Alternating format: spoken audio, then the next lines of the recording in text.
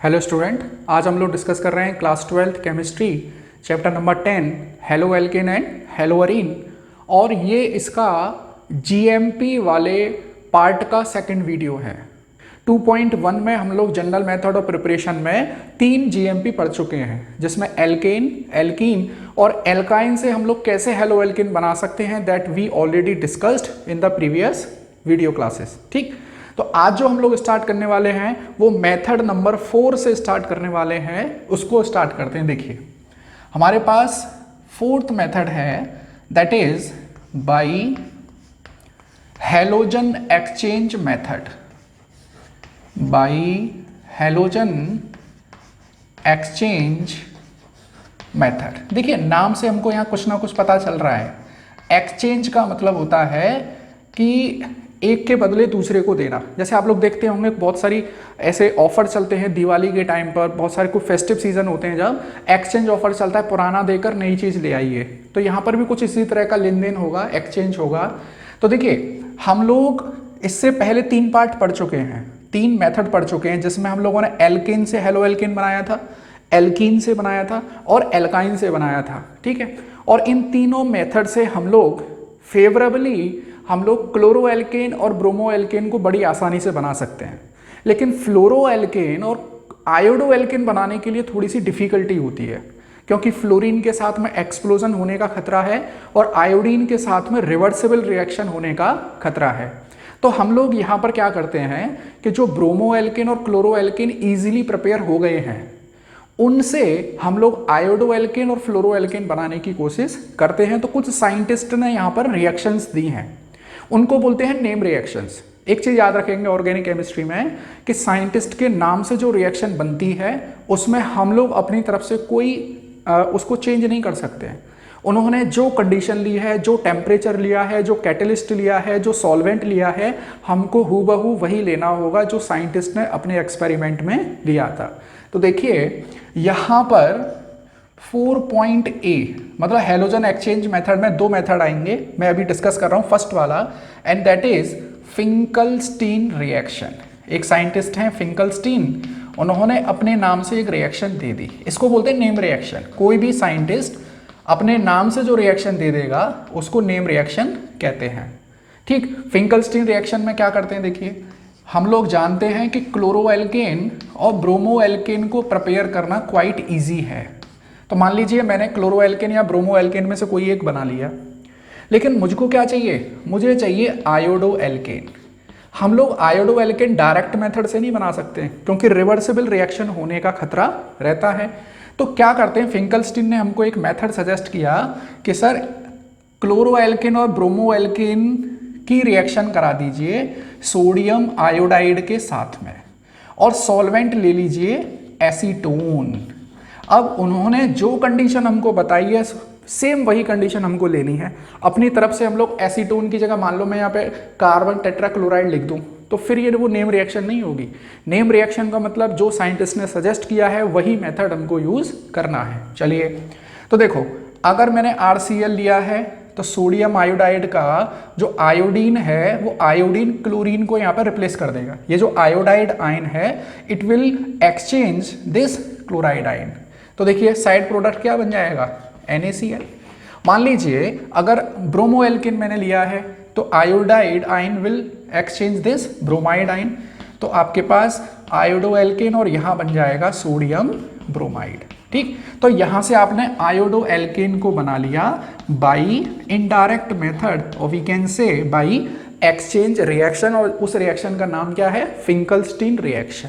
ठीक है, तो अब देखिए 4.B सेकेंड मेथड है, और उस नेम रिएक्शन है, उस रिएक्शन का नाम है स्वार्ट रिएक्शन। बहुत इंपॉर्टेंट है, ये समझ लीजिए कि बोर्ड एग्जामिनेशन के लिए ये फेवरेट रिएक्शंस हैं, फिंकलस्टीन रिएक्शन और स्वार्ट रिएक्शन।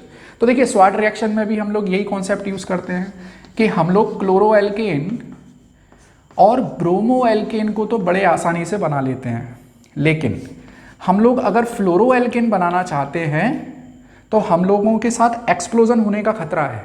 मान लीजिए मैंने एल्केन के साथ फ्लोरीन रिएक्ट करा दिया, तो मैंने आप लोगों को लिखवाया था कि एल्केन के साथ फ्लोरीनेशन को प्रेफर नहीं करते हैं, क्योंकि fluorine is the most reactive halogen, वो सनलाइट की प्रेजेंस में एक्सप्लोजन कॉज कर सकती है। ठीक है, तो हम डायरेक्ट नहीं बनाएंगे फ्लोरीन को, हम लोग इस इनडायरेक्ट मेथड से बनाएंगे। हम लोग यहाँ पर यूज़ कर सकते हैं AgF। ठीक है, और सॉल्वेंट क्या ले लेंगे, एसीटोन। सॉल्वेंट भी क्या ले लेंगे, एसीटोन। मान लीजिए आपने RCl के साथ में AgF लिया है तो आपको साइड प्रोडक्ट क्या मिल जाएगा, AgCl। अगर आपने ब्रोमो एल्केन लिया है तो आपको साइड प्रोडक्ट क्या मिल जाएगा, AgBr। अब एक चीज़ और बता देता हूँ आपको, ऑर्गेनिक केमिस्ट्री में मेन प्रोडक्ट हमारे लिए इंपॉर्टेंट है, साइड प्रोडक्ट हमारे लिए उतना इंपॉर्टेंट नहीं है। और ऑर्गेनिक केमिस्ट्री में हम लोग रिएक्शन को बैलेंस कर कर भी नहीं लिखते हैं। दो बातें याद रखनी है, ऑर्गेनिक केमिस्ट्री में साइड प्रोडक्ट इतना इंपॉर्टेंट नहीं होता है, केवल मेन प्रोडक्ट, और कि ऑर्गेनिक रिएक्शंस को बैलेंस करने की नीड नहीं पड़ती है। चलिए, तो ये बन गई स्वाट रिएक्शन। फिंकलस्टीन रिएक्शन से हम लोग क्या बनाते हैं, आयोडोएल्केन। स्वाट रिएक्शन से हम लोग क्या बनाते हैं, फ्लोरोएल्केन। तो this is the fourth method by which we can prepare haloalkane. ठीक है जी। अब आते हैं हम लोग फिफ्थ मेथड, बहुत इंपॉर्टेंट मेथड है। देखिए हम लोग सीक्वेंस में पढ़ रहे हैं जीएमपी, बिल्कुल भी जल्दी नहीं है मुझको, मैं तो बहुत धीरे धीरे सीक्वेंस में सारी चीज़ें आप लोगों के साथ कवर करूंगा। ठीक, जैसे मैंने एल्केन से बनाया, फिर एल्कीन, फिर एल्काइन, फोर्थ मेथड आ गया हेलोजन एक्सचेंज मेथड। अब फिफ्थ क्या पढ़ेंगे हम लोग, फिफ्थ पढ़ेंगे एल्कोहल से कैसे बना सकते हैं, बाई एल्कोहल। एल्कोहल, अब देखो एल्कोहल से हेलोएल्केन बनाने के 3 मेथड हैं। तो अभी मैं क्या करूंगा, यहाँ पे 3 मेथड की छोटी सी समरी बताऊंगा आपको, फिर उसकी डिटेल करेंगे हम लोग यहाँ पर। देखिए एल्कोहल को हम लोग, जनरल स्ट्रक्चर है एल्कोहल की ROH। ठीक है, R क्या है यहाँ पर, एल्काइल ग्रुप। अब एल्कोहल से हेलोएल्केन बनाने के 3 मेथड हैं, 5.A method, 5.B method and 5.C method. ठीक है, 5.A में क्या करते हैं हम लोग, हम लेते हैं कॉन्सेंट्रेटेड HCl। ठीक है, और इसके साथ में लेते हैं एनहाइड्रस जिंक क्लोराइड। ठीक, 5.B में हम लोग रिएक्शन कराते हैं इसकी PCl5 फॉस्फोरस पेंटाक्लोराइड के साथ में, और 5.C में हम लोग रिएक्शन कराते हैं SOCl2 और साथ में ले लेते हैं पाइरीडीन। हम लोग इसको डिटेल में पढ़ेंगे, लेकिन अभी मैं इसकी केवल समरी बता रहा हूँ। अब क्या होता है देखो, कॉन्सेंट्रेटेड HCl और एनहाइड्रस जिंक क्लोराइड जब एल्कोहल से रिएक्शन करते हैं तो प्रोडक्ट बन जाता है RCl प्लस H2O। ये कैसे बना है प्रोडक्ट, अभी थोड़ी देर रुक जाइए, मैं डिस्कस करूंगा। PCl5 के साथ बन जाता है RCl plus HCl plus POCl3, और यहाँ SOCl2 के साथ बन जाता है RCl plus HCl plus SOCl2। अब आ जाइए इधर, यहाँ हम लोग डिस्कस करते हैं इन तीनों मेथड को एक एक करके थोड़ा सा डिटेल में। तो 5.A क्या है, देखिए हम लोग एल्कोहल की रिएक्शन किसके साथ करा रहे हैं, कंसंट्रेटेड HCl और एनहाइड्रस जिंक क्लोराइड। तो मैं यहाँ पे पहले लिख देता हूँ कि 5.A में with concentrated HCl plus anhydrous zinc chloride. Anhydrous का मतलब है सूखा, जिसमें पानी बिल्कुल भी नहीं है, उसको बोलते हैं एनहाइड्रस। अच्छा, इसी कंसंट्रेटेड HCl और एनहाइड्रस जिंक क्लोराइड को हम लोग बोलते हैं ल्यूकास रिएजेंट। क्या बोलते हैं, ल्यूकास रिएजेंट। ये 1 मार्कर क्वेश्चन बन गया, बोर्ड वालों के लिए फेवरेट क्वेश्चन है ये कि व्हाट इज ल्यूकास रिएजेंट। तो concentrated HCl and anhydrous zinc chloride. अब देखिए हम लोग एल्कोहल की रिएक्शन कराते हैं, एल्कोहल की रिएक्शन कराते हैं, कंसंट्रेटेड HCl है मेरे पास और हमने लिया है एनहाइड्रस जिंक क्लोराइड। ठीक, एनहाइड्रस जिंक क्लोराइड का यूज क्या है अभी पता चल जाएगा। अब देखिए ये है हाइड्रोक्लोरिक एसिड, स्ट्रॉन्ग है, इट विल गिव H+ आइन, ये Cl-। अब यहाँ देखो ये जो हाइड्रोजन है, this hydrogen is active hydrogen we can say. ठीक, और एक्टिव हाइड्रोजन क्यों है, क्योंकि ऑक्सीजन की इलेक्ट्रोनेगेटिविटी है 3.5, और आप लोग अच्छे से जानते हैं जो हाइड्रोजन ऐसे एटम से जुड़ी हो जिसकी इलेक्ट्रोनेगेटिविटी 3 या 3 से ज़्यादा हो तो वो एसिडिक हाइड्रोजन या एक्टिव हाइड्रोजन होती है। ठीक, तो ये कैसी हाइड्रोजन है, एसिडिक हाइड्रोजन। अब मुझे एक चीज़ बताइए आप लोग, ये एल्कोहल है या हाइड्रोक्लोरिक एसिड है, दोनों में से कौन सी हाइड्रोजन ज़्यादा एसिडिक होगी, definitely this hydrochloric acid is stronger acid. Hydrochloric acid जो है वो एल्कोहल से बहुत ज़्यादा एसिडिक है, तो डेफिनेटली ये H+ को रिलीज कर देगा। ये H+ इसके OH के साथ में रिएक्शन कर लेगा, क्योंकि ऑक्सीजन के ऊपर क्या है, लोन पेयर। तो यहाँ पर ये प्रोटॉन ये लोन पेयर आपस में रिएक्शन कर लेंगे, तो मुझे क्या मिल जाएगा, देखो R और इसका Cl प्लस H2O। अगर आप लोग चाहें तो सिंपल थोड़ी देर के लिए ऐसे समझ सकते हो, देखो OH के ऊपर माइनस आएगा, हाइड्रोजन के ऊपर प्लस, तो प्लस और माइनस को जोड़ दीजिए ऐसे, तो क्या बचा मेरे पास, R और Cl बना दिया। अच्छा, ये जो वाटर बना है यहाँ पर, इसको एब्जॉर्ब किसने किया है, एनहाइड्रस जिंक क्लोराइड ने इसको एब्जॉर्ब किया है। तो what is the use of anhydrous zinc chloride, it is use to absorb this water formed in the reaction. ठीक। अच्छा, ये जो रिएक्शन है ल्यूकास रिएजेंट की, बहुत इंपॉर्टेंट रिएक्शन है। इस रिएक्शन की हेल्प से हम लोग 1 डिग्री 2 डिग्री 3 डिग्री एल्कोहल को डिस्टिंग्विश कर सकते हैं। कैसे करेंगे इसको मैं बताऊंगा आप लोगों को एल्कोहल वाले चैप्टर में, क्योंकि अभी से अगर मैं यहाँ पे थोड़ा सा एल्कोहल को डिस्कस कर दूंगा तो थोड़ा सा जल्दी होगा। हालांकि जब ऑफलाइन क्लासेस चलती हैं तो डेफिनेटली मैं इसको यहीं पर क्लियर करता, लेकिन अगर मैं इसको अभी यहाँ डिस्कस करूंगा, इनकेस आपके दिमाग में कोई डाउट आ गया तो वो थोड़ा सा मैं क्लियर नहीं कर पाऊंगा, क्योंकि उसके लिए आपको एल्कोहल तक वेट करना पड़ेगा। तो हम लोग इसको यहीं रोकते हैं, और इससे रिलेटेड जो चीज़ है वो मैं एल्कोहल में आपको डेफिनेटली डिस्कस करूंगा और आप लोगों को रिमाइंड भी कराऊंगा। चलिए अब देखो 5.B पर आ जाइए। 5.B यहाँ पर हम लोग किसके साथ देख रहे हैं, PCl5 के साथ, विद PCl5। अब मैं आपसे क्वेश्चन पूछता हूँ, इसका नाम है फॉस्फोरस पेंटाक्लोराइड। अगर आप लोगों को याद हो 11th क्लास में एक चैप्टर था chemical bonding and molecular structure, वहां पर हमने PCl5 का हाइब्रिडाइजेशन और शेप निकालना सीखा था। PCl5 को मैं यहां बनाऊंगा, फॉस्फोरस ये 3 बॉन्ड, ये चौथा, ये 5वां, इस तरह से स्ट्रक्चर आप लोगों ने बनाई होगी। यहाँ पर क्लोरीन, ये क्लोरीन, और PCl5 का जो हाइब्रिडाइजेशन था वो था sp3d। देखो 1 sigma bond, 2 sigma bond, 3 sigma bond, 4 sigma bond and 5 sigma bond. 5 sigma bond के लिए कितनी हाइब्रिड ऑर्बिटल्स आ गई, 5। तो हाइब्रिडाइजेशन बन गया sp3 एंड d, और इसकी शेप आती है ट्राइगोनल बाई पिरामिडल। ठीक है। अब देखो यहां पर ये जो 3 बॉन्ड हैं, these 3 bonds are equatorial bond, equatorial bonds, and these 2 bonds are axial bond. अगर आप लोगों को डाउट हो तो वो वाला चैप्टर आप लोग देख सकते हैं, chemical bonding and molecular structure. इस वाले बॉन्ड की बॉन्ड लेंथ है 240 पिकोमीटर, 240 पिकोमीटर, और इस बॉन्ड की बॉन्ड लेंथ है 202 पिकोमीटर। तो आप लोग जानते हैं जो बॉन्ड लेंथ बड़ी होती है वो इजीली टूट सकती है।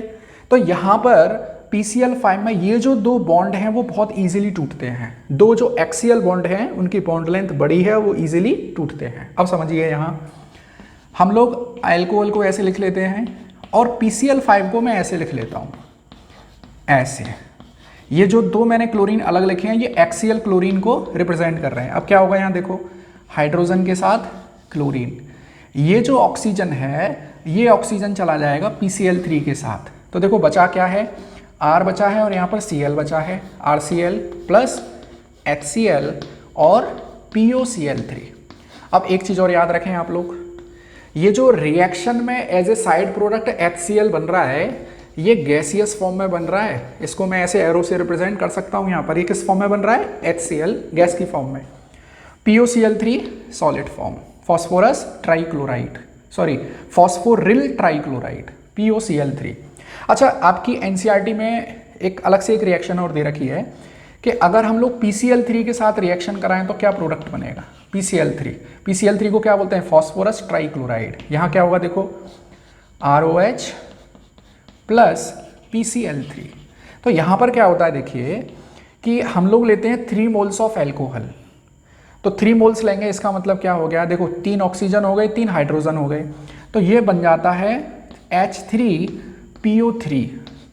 देखो हाइड्रोजन 3 हो गए, 1 फॉस्फोरस और 3 ऑक्सीजन, हमारे पास बचे क्या है, 3R और 3 क्लोरीन, प्लस क्या बन जाएगा, 3RCl। इसको बोलते हैं फॉस्फोरस एसिड, फॉस्फोरस एसिड। ठीक है जी। अगर PCl3 लेते हैं तो H3PO3 प्लस RCl बनेगा। PCl5 लेते हो तो HCl, POCl3 और क्लोरोएल्केन बनता है। चलिए, अच्छा यहाँ पर कभी कभी आपको कंफ्यूज करने के लिए ऐसे भी लिख देगा रेड फॉस्फोरस के साथ में Cl2, तो बात वही है कि वो PCl5 की बात कर रहा है। चलिए अब मैं आता हूँ 5.C, this is the most important method to prepare chloroalkane. वो क्या है आप समझिए। विद SOCl2, SOCl2 को क्या बोलते हैं हम लोग, sulphonyl chloride, with sulphonyl chloride. चलिए इसको समझिए, मेरे पास है एल्कोहल ROH। अच्छा, सल्फोनिल क्लोराइड को ऐसे लिख लेते हैं SOCl2, ठीक है। और यहाँ पर हम लेते हैं थोड़ी सी पाइरिडीन, और इस रिएक्शन का नाम है, इस रिएक्शन का नाम क्या है, बहुत इंपॉर्टेंट नाम है, दैट इज डार्जन मेथड। बहुत इंपॉर्टेंट मेथड है डार्जन मेथड, बोर्ड में बहुत पूछा जाता है ये। अब यहाँ पे क्या होगा देखो, हाइड्रोजन के साथ क्लोरीन, इस ऑक्सीजन और इस SO के बीच में हो जाएगी रिएक्शन, तो आपको क्या मिलेगा देखो, RCl plus HCl plus SO2। SO2 sulphur dioxide किस फॉर्म में है, गैस में। HCl किस फॉर्म में है, गैस में। ये क्लोरोएल्किन मेरा मेन प्रोडक्ट। अब ये जो डार्जन मेथड है, this is the best method, this is the, इसके बारे में मैं स्टार लगा के एक बात लिख सकता हूं कि this is the best method to prepare chloroalkane, best method to prepare chloroalkane from alcohol. अब ऐसा क्यों भाई, ये बेस्ट मेथड क्यों है, बाकी के बेस्ट मेथड क्यों नहीं है, तो उसको समझिए।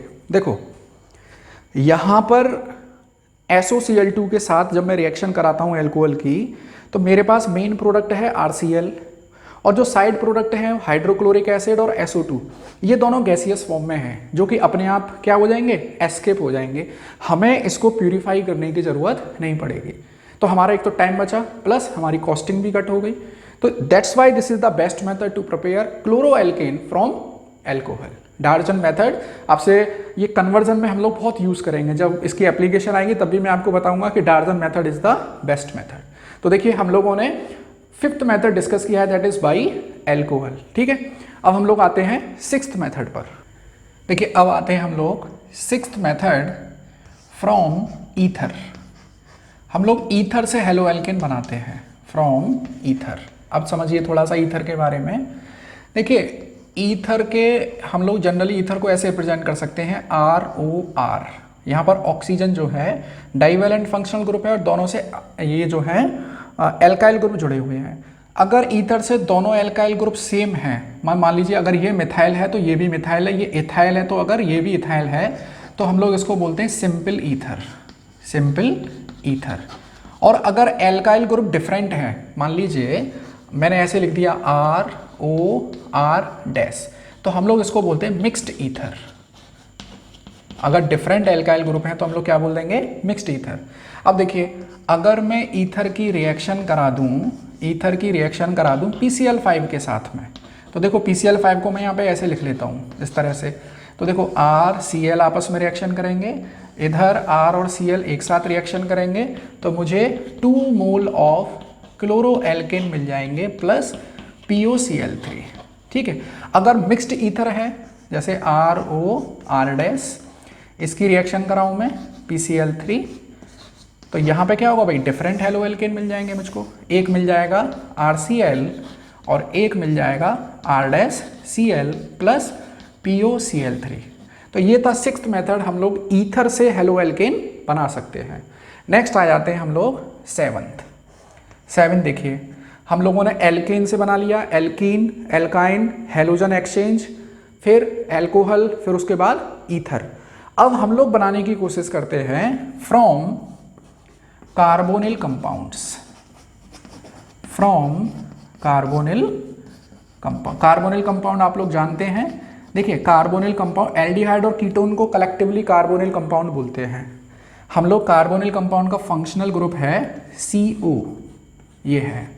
अगर यहाँ पर एटलीस्ट 1 हाइड्रोजन प्रेजेंट है तो हम लोग इसको बोल देते हैं एल्डिहाइड। अगर दोनों ही एल्काइल ग्रुप प्रेजेंट है तो हम इसको बोल देते हैं कीटोन, तो अभी मैं क्या करता हूँ, जनरल रिएक्शन कराता हूँ इसकी। अच्छा, अब अगर मैं इसकी रिएक्शन करा दूँ किसके साथ, PCl5 के साथ, सेम PCl5 के साथ अगर इसकी रिएक्शन करा दूँ तो क्या होगा, oxygen react with this PCl3 और यहाँ पर कार्बन से 2 क्लोरीन जुड़ जाएंगे। एक ही कार्बन एटम से 2 हैलोजन जुड़ेंगे तो ये क्या बनाएगा, ये बनाएगा जेमिनल डाईहैलाइड, जेमिनल डाईहैलाइड प्लस POCl3। अगर मुझको जेमिनल डाईहैलाइड बनाना हो तो हम लोग इस कार्बोनिल कंपाउंड की रिएक्शन को प्रेफर करेंगे। देखिए एक छोटा सा पॉइंट और समझिए कि अगर आप लोग NCERT देखते हैं तो आप लोगों को केवल 4 और 5 GMP मेथड मिलेंगे, प्रिपरेशन मेथड मिलेंगे हेलो एल्केन के, लेकिन मैं बहुत सारे आप लोगों को करा रहा हूँ जितने पॉसिबल हैं, ताकि आप लोग एक सीक्वेंस मेंटेन कर सकें। एल्केन के बाद एल्कीन से कैसे बनाएंगे, एल्काइन से कैसे बनाएंगे, तो यहाँ पर सीक्वेंस बहुत मेंटेन करना जरूरी है।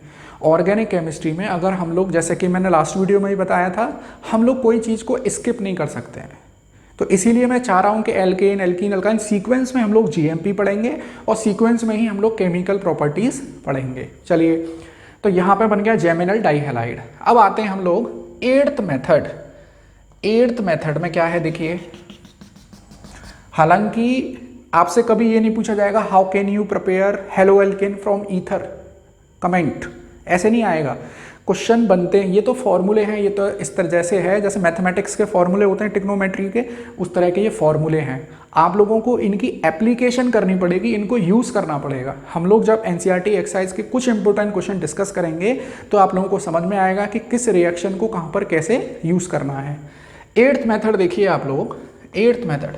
अब एल्डिहाइड कीटोन के बाद क्या आना चाहिए भाई, एल्डिहाइड कीटोन के बाद एसिड आना चाहिए। तो वही मैं लिखता हूँ from carboxylic acid salt. Carboxylic acid का हम लोग सॉल्ट यूज़ करते हैं यहाँ पर, कार्बोक्सिलिक एसिड सॉल्ट, उसको समझिए। जैसे मेरे पास एक कार्बोक्सिलिक एसिड है RCOOH, this is carboxylic acid. अब मैं क्या करूं यहाँ पर कि हाइड्रोजन को हटा के कोई मेटल लगा दूं, और वो मेटल कौन सा लगाता हूं मैं, सिल्वर।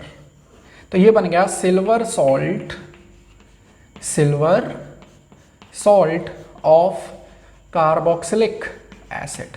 ये बहुत इंपॉर्टेंट रिएक्शन है, जो स्टूडेंट नीट और JEE की तैयारी कर रहे हैं उनके लिए ये रिएक्शन बहुत इंपॉर्टेंट है। और ऑर्गेनिक केमिस्ट्री के बेसिक कॉन्सेप्ट आप लोगों को मेरे इन सारी वीडियोस में मिलेंगे। तो जो लोग एडवांस पढ़ना चाहते हैं तो पहले बेसिक क्लियर करें, उसके बाद एडवांस लेवल पर जाएं। तो देखिए silver salt of carboxylic acid, ठीक है, क्योंकि मैंने हाइड्रोजन को हटा के क्या लगा दिया, मेटल लगा दिया। तो इसका मतलब ये हुआ कि एसिड में से हाइड्रोजन को निकाल दिया, उसकी जगह मेटल लगा दिया, तो हमको क्या मिल जाएगा, सॉल्ट मिल जाएगा। चलिए, हम लोग इस silver salt of carboxylic acid की रिएक्शन कराते हैं ब्रोमीन के साथ में, Br2 के साथ में, और यहाँ पे सॉल्वेंट लेते हैं CCl4। अब आप लोगों को एक चीज़ याद आ रही होगी कि CCl4 is non polar solvent, और carbon tetrachloride non polar solvent है। और नॉन पोलर सॉल्वेंट में किस तरह की रिएक्शन प्रेफर होती है, फ्री रेडिकल रिएक्शन प्रेफर्ड होती है। और यहाँ पर अभी के लिए मैं बता देता हूँ कि प्रोडक्ट बनता है RBr plus CO2 plus AgBr। अब आप लोग एक चीज़ देखिए, यहाँ पर मान लीजिए कार्बन एटम है N, क्योंकि R और C को मिला के मान लीजिए कार्बन एटम कितने हैं, N। अच्छा, यहाँ पर जो ये जो COO था वो किस फॉर्म में निकल गया, वो CO2 की फॉर्म में निकल गया। तो यहाँ पर कार्बन एटम कितने हो गए, N-1 कार्बन एटम। यहाँ पर N है, मान लीजिए ये 10 कार्बन एटम है टोटल, उसमें से CO2 निकल गया, तो हमारे पास एक कार्बन एटम की कमी हो गई, इसका मतलब N-1। तो अगर आप लोगों को एसिड से हेलो एल्केन बनाना हो और वो भी एक कार्बन एटम कम वाला बनाना हो, तो हम लोग इस रिएक्शन को प्रेफर करते हैं। और इस रिएक्शन का नाम बड़ा इंटरेस्टिंग है, इस रिएक्शन का नाम है हंस-डिकर रिएक्शन। हंस-डिकर रिएक्शन, ऐसे ही नाम मिलेंगे, हंस-डिकर्स रिएक्शन बाई नेम है, इसीलिए हमको वही कंडीशन यूज करनी है जो साइंटिस्ट ने यूज की है। अब देखिए थोड़ी देर के लिए मैं इसकी मैकेनिज्म बता देता हूँ, हालांकि ये मैकेनिज्म आप लोगों के सिलेबस में नहीं है, लेकिन भाई नीट की जो तैयारी कर रहे हैं, JEE की जो तैयारी कर रहे हैं, उनको ये थोड़ा सा कॉन्सेप्ट क्लियर होना चाहिए कि हुआ क्या यहाँ पर। तो देखिए, हम लोग जानते हैं कि CCl4 नॉन पोलर सॉल्वेंट है, नॉन पोलर सॉल्वेंट, ठीक है। अब देखिए नॉन पोलर सॉल्वेंट है, फ्री रेडिकल रिएक्शन होगी, तो फ्री रेडिकल रिएक्शन में स्टेप 1 क्या होगा, चेन इनिशिएशन स्टेप, या मैं कह सकता हूं कि फॉर्मेशन ऑफ फ्री रेडिकल। तो यहां पर क्या होगा, देखो ये फ्री रेडिकल फॉर्म होंगे, ये जो बॉन्ड है ये होमोलाइटिकली टूट जाएगा, ऐसे टूट जाएगा ये, तो हमको मिलेगा Br फ्री रेडिकल और ये मिलेगा Br free radical. What is the charge present over this free radical, they are neutral in charge. चलिए अब स्टेप 2 चेन प्रोपेगेशन, हम लोग ये पढ़ चुके हैं शायद। तो पहला है चेन इनिशिएशन, दूसरा है चेन प्रोपेगेशन। अब इसमें क्या होना है, देखिए कि जो मेरे पास कंपाउंड है, जो मेरे पास सबस्ट्रेट है, उसके ऊपर ये Br फ्री रेडिकल अटैक करेगा, और फ्री रेडिकल की हमेशा ये टेंडेंसी होती है कि वो दूसरे सबस्ट्रेट में से फ्री रेडिकल को निकाल लेता है। एक फ्री रेडिकल जब दूसरे कंपाउंड पे अटैक करेगा तो हमेशा फ्री रेडिकल का फॉर्मेशन ही करेगा। तो यहाँ क्या होगा, देखो यहाँ पर ऐसा होगा कि ये जो ऑक्सीजन और सिल्वर के बीच में बॉन्ड है ये इसके ऊपर अटैक करेगा, और इसके ऊपर अटैक करेगा तो ये बॉन्ड बीच में से ऐसे ब्रेक हुआ, Ag के ऊपर एक इलेक्ट्रॉन अपना लेके अलग हो गया, तो आपको कुछ ये चीज़ मिलने वाली है RCO, O फ्री रेडिकल, और यहाँ से बन जाएगा AgBr, ठीक है। अब देखिए अब होगा चेन टर्मिनेशन, पहला स्टेप हो गया चेन इनिशिएशन, दूसरा हो गया चेन प्रोपेगेशन, तीसरा होगा चेन टर्मिनेशन। टर्मिनेशन स्टेप में क्या होता है कि दो फ्री रेडिकल आपस में रिएक्ट करते हैं। तो देखो एक तो फ्री रेडिकल ये रहा मेरे पास, और एक अभी ये बचा हुआ है, क्योंकि इसमें से केवल एक ही तो यूज़ किया है हमने, यहाँ पर एक यूज़ किया है, एक बचा हुआ है। तो ये Br free radical again free radical के ऊपर अटैक करेगा। अब क्या होगा कि ये वाला जो बॉन्ड है ये बीच में से टूटेगा, तो आपको मिलेगा देखो R फ्री रेडिकल, ये Br फ्री रेडिकल इसके साथ जुड़ जाएगा। अब यहाँ क्या देखो, इस कार्बन एटम के ऊपर फ्री रेडिकल आ गया, ये डबल बॉन्ड, और यहाँ ऑक्सीजन के ऊपर फ्री रेडिकल, तो क्या बन जाएगा डबल बॉन्ड, ये मिल गया आपको CO2 जो कि गैस की फॉर्म में निकल जाएगा। तो आप लोग देख रहे हैं ओवरऑल आपको क्या मिल गया, देखो RBr, CO2 और AgBr। तो इस तरह से हम लोग इस हंस टिकर रिएक्शन को समझ सकते हैं। आप लोगों के पास मैकेनिज्म नहीं आएगी, मैंने मैकेनिज्म केवल इसीलिए समझाई क्योंकि एक IIT JEE में एक क्वेश्चन बना था, वो मैं यहाँ से समझाना चाह रहा हूँ आपको। वो क्वेश्चन क्या था, देखो कि अगर हम लोग यहाँ ब्रोमीन की जगह, अगर हम लोग यहाँ ब्रोमीन की जगह आयोडीन लेते हैं तो क्या होगा। इफ़ वी यूज़, ये आप लोग अलग से नीचे एक कंडीशन बना सकते हैं कि if we use iodine in place of bromine, तब क्या होगा, देखो ये बनेगा I फ्री रेडिकल, ये बनेगा I फ्री रेडिकल, फिर I फ्री रेडिकल इसके ऊपर अटैक करेगा कुछ इस तरह से, तो I फ्री रेडिकल जब इसके ऊपर अटैक करेगा तो ये बन जाएगा AgI, ठीक है। जब एक I फ्री रेडिकल यहाँ पे फिर अटैक करेगा तो ये बन जाएगा RI, ठीक है। यहाँ तक ये रिएक्शन होगी। अब मैंने आप लोगों को एक पॉइंट बताया है कि आयोडीन की साइज अपने ग्रुप में सबसे ज़्यादा है, हैलोजन में सबसे बड़ा साइज किसका है, आयोडीन का। तो ये आयोडीन का साइज बड़ा होने से ये बॉन्ड लेंथ कैसी होगी, बड़ी होगी, जो कि ईजिली टूट सकती है। इसका मतलब ये कैसा है, ये मोर रिएक्टिव है। तो ये RI क्या करेगा, जिससे बना है, ये किससे बना है ये भाई, ये बना है silver salt of carboxylic acid से, तो ये अपने ही सबस्ट्रेट के साथ दोबारा से रिएक्शन कर लेगा, RCOAg प्लस RI। तो यहाँ पे देखो Ag और I आपस में रिएक्शन कर लेंगे और आपको प्रोडक्ट क्या बनने वाला है, RCOOR प्लस AgI।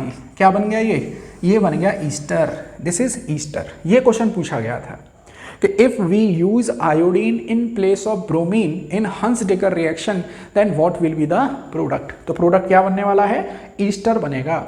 अगर आप लोग ब्रोमीन यूज करोगे तो ब्रोमो एल्केन बनेगा। अच्छा, जब हम लोग आयोडीन यूज करते हैं और ईस्टर बनता है तब इस रिएक्शन का नाम क्या होता है, वो इससे भी ज़्यादा इंटरेस्टिंग नेम है, वो नाम बनता है बिन बॉन सिमोनिनी। बिन बॉन सिमोनिनी, 2-3 बार बोलना है इसको, आपको समझ में आ जाएगा। देखो मैं दोबारा से इसको थोड़ा समराइज करता हूँ। हम लोग कार्बोक्सिलिक एसिड से हेलो एल्केन बना रहे थे, हमने कार्बोक्सिलिक एसिड का बना दिया salt. Silver salt of carboxylic acid. अच्छा, हमने क्यों बना दिया? क्योंकि हंस डिकर साइंटिस्ट जो थे उन्होंने यही मेथड हमको सजेस्ट किया है। तो जो नेम रिएक्शन होती है हम लोग उसमें वही सारे स्टेप्स लेते हैं जो साइंटिस्ट ने रिकमेंड किए हैं। Silver salt of carboxylic acid, bromine, CCl4 non polar solvent, तो आपके पास मेन प्रोडक्ट मिल गया ब्रोमो एल्केन। ये इसकी मैकेनिज्म थी। अच्छा, अगर मैं ब्रोमीन की जगह आयोडीन लेता हूं तो आपका मेन प्रोडक्ट ब्रोमो एल्केन नहीं होगा, आपका मेन प्रोडक्ट होगा ईस्टर, और तब उस रिएक्शन का नाम होगा बिन बॉन सिमोनिनी, बिन बॉन सिमोनिनी। ठीक है, तो ये था मेरे पास 8th method, that is carboxylic acid salt. एक लास्ट मेथड और है इसका जिसमें हम लोग पढ़ेंगे कि अमाइन से कैसे बना सकते हैं। देखो सीक्वेंस मेंटेन है बिल्कुल। हम लोग जब 11th क्लास में ऑर्गेनिक पढ़ते हैं तो एल्केन, एल्कीन, एल्काइन, बेंजीन, उसके बाद 12th में क्या पढ़ रहे हैं? हेलो एल्केन, हेलो अरीन, फिर पढ़ रहे हैं एल्कोहल, फिनॉल ईथर, फिर पढ़ेंगे एल्डिहाइड कीटोन, कार्बोक्सिलिक एसिड और अमाइंस। मुझको बनाना है हेलो एल्केन, तो एल्केन से बना लिया, एल्कीन से बना लिया, एल्काइन से बना लिया, एल्कोहल से बना लिया, एल्डिहाइड कीटोन से बना लिया, कार्बोक्सिलिक एसिड से बना लिया। अब क्या बचा है? अमाइंस बचे हैं, तो उसको डिस्कस करते हैं, दैट इज 9th मेथड। देखिए 9th मेथड है फ्रॉम अमाइंस, फ्रॉम अमाइंस, और वो भी अमाइन कौन सी? 1 डिग्री अमाइंस। अब मैं थोड़ा सा 1 degree amine, 2 degree, 3 degree amines को क्लियर कर देता हूँ। अमाइंस वाले चैप्टर में तो हम लोग डिटेल में पढ़ेंगे ही इसको। जैसे मान लीजिए ये मेरे पास है अमोनिया, ठीक है, अमोनिया में से मैं एक हाइड्रोजन हटा दूँ तो देखो मुझको क्या मिल जाएगा? NH2, और यहाँ एक वैलेंसी खाली बचेगी। अगर इस एक वैलेंसी से मैं जोड़ दूँ 1 एल्काइल तो मुझको मिल जाएगा RNH2। तो यहाँ पे नाइट्रोजन से डायरेक्टली कितने एल्काइल ग्रुप जुड़ रहे हैं? 1, तो ये होगा 1 डिग्री अमाइन। ठीक है, ऐसे ही अगर मैं एक हाइड्रोजन और निकाल दूँ यहाँ से, मान लीजिए ये इस हाइड्रोजन को भी निकाल दूँ यहाँ से, तो मैं यहाँ पर एक R लगा दूँ उसकी जगह, तो मुझको क्या मिल जाएगा? RNHR। नाइट्रोजन से डायरेक्टली कितने एल्काइल ग्रुप जुड़ रहे हैं? 2, तो ये बन जाएगा 2 डिग्री अमाइन। ठीक है, ऐसे ही एक हाइड्रोजन और बचा है, इसको भी निकाल दूँ तो मुझको मिल जाएगा RNRR, ये मिल जाएगा 3 डिग्री अमाइंस। ठीक है, समझ में आया? अमाइंस में नाइट्रोजन से directly how many alkyl groups are attached that decide the degree of amine. अब एक छोटा सा एग्जांपल बताता हूँ, तब ये एकदम क्लियर हो जाएगा। मान लीजिए मेरे पास एक एल्कोहल है CH3CH और ये OH। ठीक है, अच्छा देखिए स्टूडेंट, आप लोग साथ के साथ कुछ क्वेश्चंस भी करेंगे NCERT के। जैसे हम लोगों ने IUPAC डिस्कस कर ली है, तो आप लोग इन टेक्स्ट में बहुत सारे क्वेश्चन दे रखे हैं। देखिए हम लोग सारी चीज़ें वीडियो क्लास में डिस्कस नहीं कर सकते हैं। अगर मैं मान लीजिए इन टेक्स्ट एक्सरसाइज और जो चैप्टर के लास्ट में एक्सरसाइज होती है उसको भी डिस्कस करूँगा, तो वो बहुत, ये समझ लीजिए बहुत ही ज़्यादा हैक्टिक शेड्यूल हो जाएगा वो। आप लोग क्या करेंगे? नोट्स अच्छे से बनाइए, फिर उन क्वेश्चंस को ट्राई करिए। उन क्वेश्चंस में अगर कोई प्रॉब्लम आती है, आपके पास व्हाट्सएप ग्रुप है, आप लोग उसमें अपनी प्रॉब्लम डिस्कस कर सकते हैं, या कमेंट बॉक्स में मुझको बता दीजिए, तो मैं वहाँ से भी कुछ चीज़ों को अगले वीडियो में कवर कर सकता हूँ।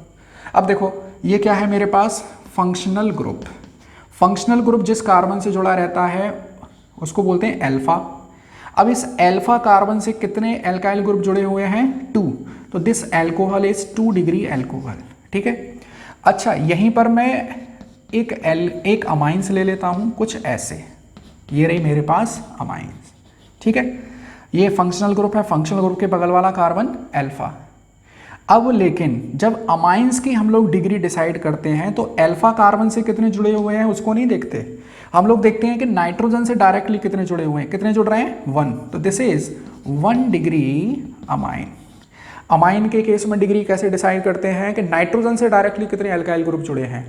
अदर फंक्शनल ग्रुप में देखते हैं कि अल्फा कार्बन एटम से कितने अल्काइल ग्रुप जुड़े हैं। आई थिंक अब आप लोगों को ये डिफरेंस समझ में आ गया होगा। अब हम लोग आते हैं अपने क्वेश्चन पर, अपने मेथड पर। तो देखो मैं 1 डिग्री अमाइन को ऐसे बना लेता हूँ RNH2। ठीक है, अच्छा हम लोग यहाँ पर 1 डिग्री अमाइन की रिएक्शन कराते हैं from 1 degree amine with Tilden's reagent. Tilden's reagent थोड़ा सा एडवांस है, पढ़ना पड़ेगा। टील्डन्स रिएजेंट, तो देखो टिल्डन्स रिएजेंट होता है बेसिकली NOCl, इसका नाम होता है नाइट्रोसिल क्लोराइड। तो कभी 1 मार्क्स में क्वेश्चन बन सकता है कि what do you mean by Tilden's reagent, ठीक है। तो नाइट्रोसिल क्लोराइड पढ़ना सब पड़ेगा हम लोगों को, जो छोड़ेगा चीज़ों को फिर वो बोलेगा कि भाई पेपर जो है वो आउट ऑफ सिलेबस था। तो आउट ऑफ सिलेबस कुछ नहीं है, you are in 12th class. 12th class में NCERT तो केवल एक सिलेबस का एक आपको एक पेपर है, उसमें उसकी एप्लीकेशन में वो कुछ भी क्वेश्चन बना सकता है। अमाइंस है आपके सिलेबस में, इसका मतलब वो अमाइन से हेलो एल्केन बना देगा और वो आपसे क्वेश्चन पूछ सकता है। अब देखिए क्या होगा यहाँ पे, R के साथ Cl, हाइड्रोजन के साथ ऑक्सीजन, तो क्या मिल जाएगा आपको, chloroalkane plus nitrogen plus H2, ठीक है। तो हम लोग नाइट्रोसिल क्लोराइड की रिएक्शन करा देंगे 1 डिग्री अमाइन के साथ और आपको मिल जाएगा क्लोरो एल्केन, नाइट्रोजन और H2, ठीक है जी। तो देखिए स्टूडेंट, ये था आप लोगों का जनरल मेथड ऑफ प्रिपरेशन में पार्ट 2 वीडियो, मतलब पार्ट 2.2 वीडियो। हमने GMP के 2 वीडियो बनाए हैं, टोटल 9 मेथड हम लोगों ने डिस्कस किए हैं। आप लोगों को बहुत अच्छे से नोट्स बनाने हैं, थोड़ा सा आपको ऑर्गेनिक केमिस्ट्री को टाइम देना पड़ेगा, थोड़ा सा टाइम टेकिंग है ये। फिजिकल केमिस्ट्री थोड़ा सा जल्दी हो जाती है, लेकिन ऑर्गेनिक केमिस्ट्री क्योंकि आप लोग 11th में अपने बेसिक्स क्लियर करके नहीं आते हैं, आप लोग ध्यान नहीं देते, इसीलिए आपको 12th में यहाँ ऑर्गेनिक केमिस्ट्री थोड़ी सी कठिन भी लगती है और थोड़ा सा आपको समय ज़्यादा देना पड़ता है, ठीक है। अच्छे से नोट्स बनाइए, अच्छा सा रजिस्टर लीजिए, उस पर बहुत अच्छी राइटिंग में आप लोग अपने नोट्स बनाइए। जब आप लोग अच्छे से नोट्स बनाओगे तो आप लोगों को बार बार पढ़ने का मन करेगा। आप लोग दूसरों को भी दिखाओगे, देखो मेरी केमिस्ट्री की कॉपी है ये, है ना। जो चीज़ हमारे लिए बहुत अच्छी होती है, हम जिसके ऊपर काम करते हैं वो हम लोग सबको दिखाने की कोशिश करते हैं। तो आप लोग ऐसा ही वर्क करिए, ऑर्गेनिक केमिस्ट्री मतलब केमिस्ट्री के साथ में ऐसा ही वर्क करिए, ठीक है। पॉइंट वाइज नोट्स बनाइए और वीडियो को मेरे हिसाब से फर्स्ट टाइम आप लोग रफली वॉच करिए, मतलब without taking pen and copy. Second time आप लोग पेन लें, कॉपी लें, फिर उसमें अच्छे से अपने नोट्स बनाएं, ठीक है। तो वीडियो अच्छा लगा है तो लाइक और शेयर कर सकते हैं। Thank you.